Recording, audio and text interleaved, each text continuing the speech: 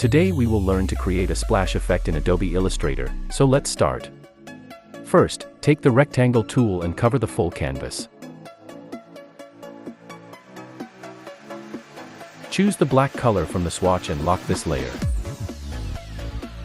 Now, take a new layer. Grab the text tool and make sure that the text is at center align and the text color is white. Now type the text you want.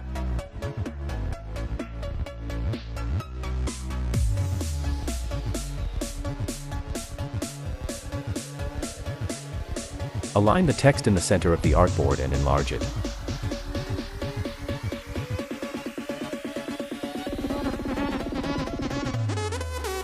Now go to the symbols. You can open it from here. Choose this option and select Grime Vector Pack and drag this symbol.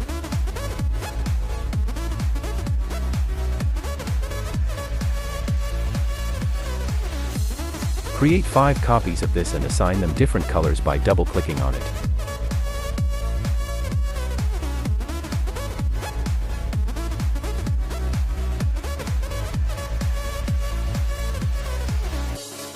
Now, drag these symbols on the canvas in one place.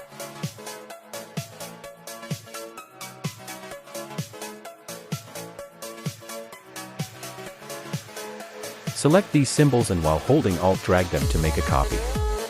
Spread it over the whole text, and rotate it for randomness.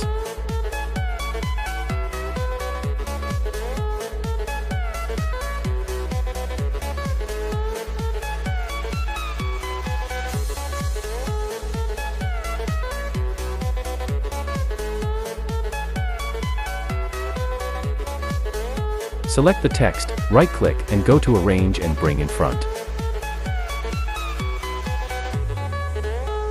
Again, right-click and select Create Outlines. Now go to Object, Compound Path and Make.